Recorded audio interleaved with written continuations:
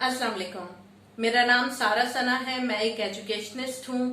मेरे channel life and learning में आप सबको बहुत बहुत खुशामदीद। टीनेज जिसे उर्दू में अफवाने शबाब का दौर कहा जाता है, 13 साल से लेके 19 साल के अरसे पर मुहित है। ये वो दौर होता है जब बच्चा बचपन की सरहद को उबूर करके जवानी की तरफ अपने कदम बढ़ाता है और बेसिकली दोनों के दरमियान झूल रहा होता है। जहाँ एक तरफ वो बड़ों वाली तमाम रियायतें चाहता है, वहीं दूसरी तरफ वो बालिगों की रिस्पॉन्सिबिलिटीज लेने को तैयार नहीं होता है। ये एक बहुत नाजुक दौर है। इसके बारे में एक किताब में क्या खूब लिखा था कि it's like walking on the egg shells, यानी ये दौर अंडे के छिलकों पे चलने के मुतरादिफ होता है। टीनेज का दौर न सिर्फ बच्चों बल्कि माँ बाप के लिए भी एक मुश्किल दौर होता है, जिसमें उन्हें रहनुमाई की जरूरत होती है कि इस दौर के क्या तकाजे हैं, क्या मुश्किलात हैं और उन्हें कैसे हैंडल किया जाए। इस टॉपिक के कई अलग अलग पहलू हैं,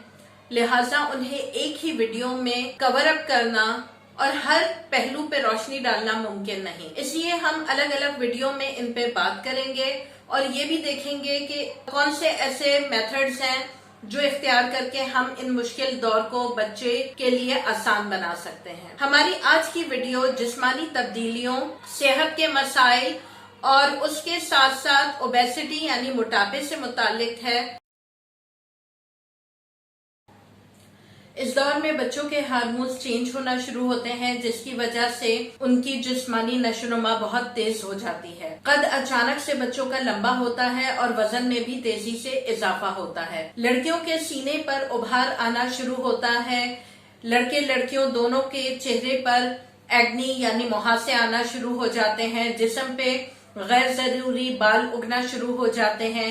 लड़कों की दाढ़ी मूछें निकलना शुरू होती है। पसीने में बदबू आना शुरू हो जाती है। लड़कों की आवाज भी तब्दील होने लगती है। लड़कियों को पीरियड शुरू हो जाते हैं और दोनों लड़के और लड़कियों के रिप्रोडक्टिव ऑर्गन्स जो हैं वो मैच्योर होने लगते हैं। ये तमाम चेंजेस जो बच्चों में आ रहे होते हैं वो बहुत तेजी के साथ होते हैं और बच्चे इन चेंजेस को समझ नहीं पाते हैं, जिसकी वजह से वो बहुत परेशान हो जाते हैं और कंफ्यूजन का शिकार हो जाते हैं। इसके अलावा हमारे माशरे में हुस्न की कुछ खास डेफिनेशन बन गई हैं कि जैसे कद लंबा होना चाहिए है, रंगत साफ होनी चाहिए है, इंसान को दुबला पतला होना चाहिए है, बाल घने और लंबे होने चाहिए हैं। ये भी होता है कि बच्चों को दूसरे बच्चे उनकी जिस्मानी कमजोरियों या फिर शक्लो सूरत वगैरह को लेकर मजाक भी बनाना शुरू कर देते हैं, इसकी वजह से भी बच्चे एहसास कमतरी का शिकार हो जाते हैं। आजकल एक बहुत बड़ा मसला जो सर उठा रहा है वो है मोटापे का। बच्चों में मोटापा बहुत ज्यादा बढ़ता जा रहा है और उसकी एक तरफ वजह यह है कि बच्चे ज्यादातर जंक फूड खाना शुरू हो गए हैं, घर का खाना वो कम खाते हैं। वहीं दूसरी तरफ स्कूलों में, कॉलेजों में खेलों के मैदान और फिजिकल एक्टिविटीज करने की जगह नहीं है। दूसरी तरफ माँ बाप की तरफ से सिक्योरिटी रीजंस की वजह से बच्चों को बाहर जाके खेलने की इजाजत नहीं होती, किसी के घर जाने की इजाजत नहीं होती और हमारे मोहल्लों में पार्क भी मुयस्सर नहीं है, जिसकी वजह से होता क्या है कि बच्चे अपना ज्यादातर वक्त घर के अंदर video games, play station, mobile, laptop, tablet वगैरह पे गुजारते हैं और नतीजतन एक तरफ उनका वजन बढ़ता है, दूसरी तरफ उनकी सेहत खराब होती है और यही वजह है कि आजकल बच्चों में हाई ब्लड प्रेशर, डायबिटीज यानी ज़ियाबतीस, मोटापा और दिल की बीमारियां भी बहुत कॉमन होती जा रही हैं। दूसरी तरफ जब वो लैपटॉप, टैबलेट और प्ले स्टेशन इन तमाम चीजों पे अपना ज्यादातर टाइम गुजारता है या टीवी बहुत ज्यादा देखता है तो वो रेडिएशन का शिकार हो रहा होता है, जिसकी वजह से उसके अंदर बहुत तरह की डेफिशिएंसीज भी पैदा होती हैं और एग्रेशन भी पैदा होता है। ये एक पूरा अलग टॉपिक है जिसे हम एक दूसरी वीडियो में डिस्कस करेंगे। अब हम बात करेंगे इस दौर में होने वाली जिस्मानी तब्दीलियों की कि उनको कैसे डील किया जाए। जब ये दौर करीब आने लगे और आपका बच्चा 12 साल का होने लगे तो बहुत जरूरी हो जाता है कि आप अपने बच्चे के साथ फ्रेंडली ताल्लुकात कायम करें, उसको लेके बैठें और उसे समझाएं कि ये तब्दीलियां उसके जिस्म में अब पैदा होने वाली हैं और ये कतई नॉर्मल है और हर बच्चे को इस दौर से गुजरना पड़ता है। इसके साथ बहुत जरूरी ये भी है कि उसे ये समझाएं कि इसमें परेशान होने की कोई बात नहीं है। एक बात का ध्यान रखिएगा कि ये कन्वर्सेशन एक ही बैठक में यानी एक ही सिटिंग में नहीं होगी, बल्कि अलग अलग टाइम पे आपको लेके उनसे बात करनी होगी। एक और चीज का ख्याल ये रखिएगा कि जब आप उनसे बात कर रहे हो तो ऐसा लगे कि दो लोग आपस में बात कर रहे हो, ऐसा ना लगे कि आप उन्हें लेक्चर दे रहे हैं। बातों बातों में ड्यूरिंग कन्वर्सेशन टीवी देखते हुए बच्चे के मूड के हिसाब से उसके साथ ये कन्वर्सेशन करना बहुत जरूरी है। बच्चों को इस बारे में मुख्तलिफ टिप्स भी दीजिए, मसलन ये कि डिओड्रेंट का इस्तेमाल कैसे करना है, सफाई क्यों जरूरी है, किस किस चीज की और कैसे कैसे सफाई करनी है। इसके अलावा लड़कों को ये बात समझाएं कि शेविंग किट का इस्तेमाल कब, क्यों और कैसे होगा। साथ ही आप उन्हें ये भी बताइए कि शेव करने का जब टाइम आएगा तो आप खुद उन्हें सिखाएंगे कि उन्हें शेव कैसे करना है। और ये भी बच्चों को बताएं कि कभी भी अपना ब्लेड वो किसी के साथ शेयर नहीं करें, क्योंकि हेपेटाइटिस, एड्स और इस तरह की बहुत सारी बीमारियां एक शख्स से दूसरे में ब्लेड के जरिए से बआसानी मुंतकिल होने का भी खदशा है। इसके अलावा फिजिकली तौर पे जब वो टीनेज में पहुंचते हैं तो उनकी जो स्किन होती है वो काफी ऑयली हो जाती है, जिसकी वजह से एक्नी यानी मुहासों की प्रॉब्लम अक्सर बच्चों में देखने में आई है। ऐसे वक्त में बच्चियां बगैर कुछ सोचे समझे मुख्तलिफ क्रीमों का इस्तेमाल करती हैं। टीवी पे ऐड देखा और क्रीम इस्तेमाल कर ली, या मुख्तलिफ टोटके आजमाती हैं, जिसका नतीजा ये निकलता है कि इशू बहुत ज्यादा बढ़ जाता है और बाज दफा वो मुहासे निशान छोड़ जाते हैं। इस सिलसिले में बच्चों को ये बात बताएं कि दिन में 2 से 3 मरतबा वो अपने मुंह को और गर्दन को माइल्ड सोप के साथ नीम गर्म पानी से अच्छी तरह वॉश करें और स्क्रबिंग ना करें। स्क्रबिंग करने से उसमें इचिंग होगी, तकलीफ होगी, और अगर मुहासे ज्यादा हो रहे हैं तो किसी अच्छे डर्मेटोलॉजिस्ट को पहले कंसल्ट करें और फिर उसकी बताई हुई दवा को इस्तेमाल करें। लड़कियों को ये बात समझाएं कि वो कॉस्मेटिक्स भले से चीजें ज्यादा तादाद में ना लें, लेकिन जो लें वो अच्छी क्वालिटी की लें, क्योंकि अगर कॉस्मेटिक्स अच्छी क्वालिटी के ना हो तो उनके भी साइड इफेक्ट्स बच्चों की स्किन पे निकलते हैं। इसके साथ साथ उन्हें ये भी समझाएं कि अपनी लिपस्टिक, अपने मेकअप का सामान किसी दूसरे के साथ शेयर ना करें, क्योंकि ब्लेड की तरह ये कॉस्मेटिक्स भी मुख्तलिफ बीमारियों को, खासतौर पे जल्द की बीमारियों को एक पर्सन से दूसरे पर्सन में मुंतकिल कर सकती हैं। बच्चों को ये भी समझाएं मुतवाज़न ग़िज़ा, फल और सब्जियों का इस्तेमाल और साफ सुथरा रहना, ये तमाम चीजें उनकी स्किन को बेटर बनाने में बहुत मददगार साबित हो सकती हैं। एक और चीज जो बहुत ज्यादा जरूरी है वो है बच्चों का फिजिकली तौर पे एक्टिव होना। जिस्म में जो तब्दीलियां आ रही होती हैं वो तब्दीलियां उनके अंदर बहुत ज्यादा एनर्जी लेवल को हाई कर देती हैं और बच्चा काफी ज्यादा हाइपर हो रहा होता है। ऐसे में अगर बच्चे फिजिकल एक्टिविटीज में शरीक नहीं होते तो वही हाई लेवल ऑफ एनर्जी जो है बच्चों में एग्रेशन पैदा कर देता है और वो चिड़चिड़े, गुस्सावर और गलत राह पे जा सकते हैं। इसके लिए एक टिप ये है कि बच्चों को कम उम्री से ही फिजिकल एक्टिविटी का आदी बनाएं, या टीनेज में जब बच्चा आता है तो उसे मुख्तलिफ स्पोर्ट्स जिसमें उसे दिलचस्पी हो उसमें उसे डालें। मुख्तलिफ क्लब्स वगैरह होते हैं, जगह जगह थाईक्वांडो वगैरह की भी क्लासेस होती हैं।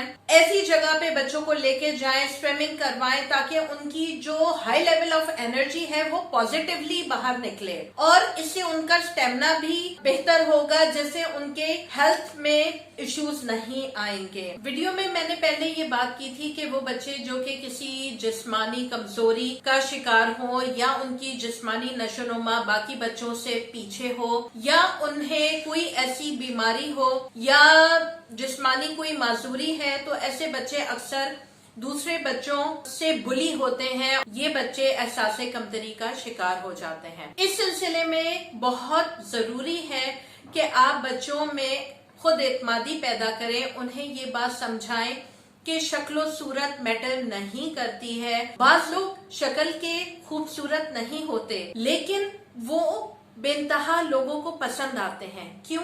क्योंकि उनके बात करने का अंदाज, उनकी तालीम, उनका किरदार, उनके मैनर्स उनको लोगों में मकबूल बनाते हैं। तो आप उन्हें एग्जाम्पल दे सकते हैं कि सी करके एक बास्केटबॉल का प्लेयर है जो कि बेइंतहा मशहूर और कामयाब प्लेयर है, लेकिन वो सिर्फ 5.3 इंचेस का है। और आपको पता होगा कि बास्केटबॉल में हमेशा टॉल लोगों को लिया जाता है, लेकिन उसने ये साबित किया कि आपकी लगन सच्ची हो और आप मेहनत करें तो इस दुनिया का कोई काम भी आपके लिए मुश्किल नहीं है। इतनी मेहनत करें कि कामयाबी आपके कदम चूमे, और ये कि लोगों की बात को एक कान से सुन के दिल पे लगाए बगैर दूसरे कान से उड़ाना सीखें। विद दैट, एक पॉइंट जो कि बहुत ज्यादा जरूरी है बच्चियों के साथ डिस्कस करना, वो है रिलेटेड टू पीरियड्स। आज भी हमारे यहाँ इस टॉपिक को बिल्कुल एक टैबू की तरह लिया जाता है, और अक्सर ये होता है कि माएं बच्चियों को पहले से इस बारे में आगाही नहीं देती हैं, और अगर बच्ची को स्कूल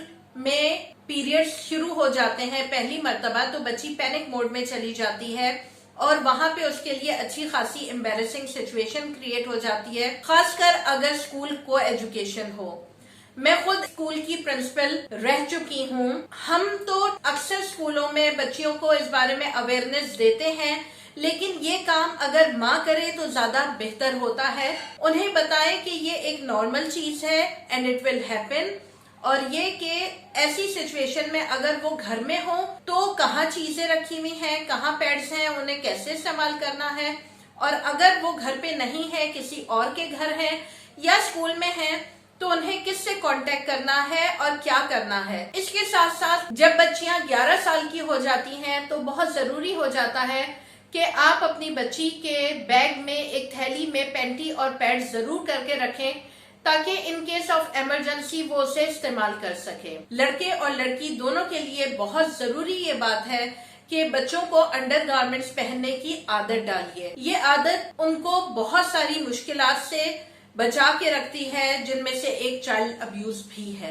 इस दौर में बच्चों को बहुत शौक होता है कि वो दूसरों से अलग नजर आए, मुमताज नजर आए, और बेसिकली ये वो दौर होता है जिसमें बच्चे अपनी शख्सियत को बना भी रहे होते हैं और उसे ढूंढ भी रहे होते हैं। इस दौर में बच्चे कोशिश करते हैं कि वो अलग नजर आए, और ऐसा करने के लिए बाज दफा वो अपने बालों को बहुत ही अजीब अंदाज में डाई करा लेते हैं, ज्वेलरी पहनते हैं, या ऐसे कपड़े पहनते हैं या हेयर स्टाइल बनवा लेते हैं जिससे वो बिल्कुल एक अलग इंसान के तौर पे उभर के आ सके। लेकिन ये जो चेंजेस बच्चों में आ रहे होते हैं, ये जो वो फैशन या स्टाइल अपनाते हैं, अक्सर माँ बाप को कबूल नहीं होता। मुझे अच्छी तरह याद है कि हमारे एक जानने वालों की बेटी कान को ऊपर से जब छिदवा के आई तो घर में उसके एक हंगामा हो गया, उसके अम्मी अब्बू उस पे बहुत चीखे। नतीजा क्या निकला कि अगले दिन वो कान के साथ साथ यहाँ पे अपनी नाक को बुल्लाक के अंदाज में भी छिदवा के आ गई। याद रखिएगा, ये वो दौर है जिसमें आप बच्चों के साथ बहस करेंगे या जोर जबरदस्ती करेंगे तो बेसिकली आप उन्हें उन चीजों पे मजीद उकसा रहे होंगे। बहुत जरूरी है कि इस टाइम पे आप बच्चों को उनकी शख्सियत ढूंढने दें। माँ बाप की ख्वाहिश होती है कि बच्चा एक तरीके से ड्रेसअप हो और बच्चा उस तरीके से बाज़ दफा ड्रेसअप नहीं होना चाहता, जिसकी वजह से अक्सर तकरार होती है। लिहाजा जरूरी है कि इस दौर में आने के बाद आप अपनी और उसकी बाहिमी रजामंदी से उसके लिए कपड़े खरीदें, नहीं तो नतीजा ये होगा कि या तो वो कपड़े अलमारी में पड़े सड़ते रहेंगे और आप उन्हें देख देख के कुड़ते रहेंगे, या फिर आप उन्हें जबरदस्ती बच्चों को पहनाएंगे जिसकी वजह से वो और ज्यादा इरिटेट और गुस्से में आएंगे और आप लोग दोनों के दोनों अपसेट रहेंगे। इस मौके पे हमें बच्चों को बहुत टेक्निकली हैंडल करना है, और ये तभी मुमकिन है जब हम एक म्यूचुअल अंडरस्टैंडिंग उनके साथ कायम करें। कुछ उनकी सुने, कुछ अपनी मनवाएं, वरना नतीजा ये होगा कि वो आपसे दूर हो जाएंगे और आपके लिए उन्हें इस दौर में रहनुमाई देना मुश्किल हो जाएगा। इस दौर में आपको खुद को धीमा करने की बहुत जरूरी है, क्योंकि ये वो दौर है जिसमें बच्चा छोटी छोटी बात पे इरिटेट भी होगा, गुस्सा भी होगा। लेकिन अगर वो गुस्सा हो रहा है और आप भी साथ में चीखना चिल्लाना शुरू कर देंगे तो मामला हाथ से बिगड़ जाएगा। जरूरत इस बात की है कि बहुत ठंडे रहते हुए तहम्मुल के साथ उनको इस दौर से गुजारा जाए, उनको समझाया जाए, उनको काउंसल किया जाए, और मोस्ट इम्पोर्टेंटली उन्हें ये एहसास दिलाया जाए कि आप उनके साथ हैं, और ये कि कोई भी मुश्किल हुई अगर उन्हें दरपेश तो आप उन्हें अकेला नहीं छोड़ेंगे। जिस्मानी तब्दीलियों के बाद हम अपनी अगली वीडियो में इमोशनल जो चेंजेस आ रहे होते हैं जज्बात वगैरह में, इसके सिलसिले में बात करेंगे और इसमें हम एग्रेशन के बारे में भी बात करेंगे जो बच्चों में डेवलप हो रहा होता है और उससे रिलेटेड टिप्स भी होंगे। अगर आज की वीडियो आपको पसंद आई है तो इसे काइंडली लाइक कीजिए, मेरे चैनल को सब्सक्राइब कीजिए, अपना बहुत ख्याल रखिएगा, बेल आइकन को जरूर क्लिक कर दिएगा ताकि फ्यूचर की सारी वीडियोस आपको टाइमली मिल सके। Have a great day.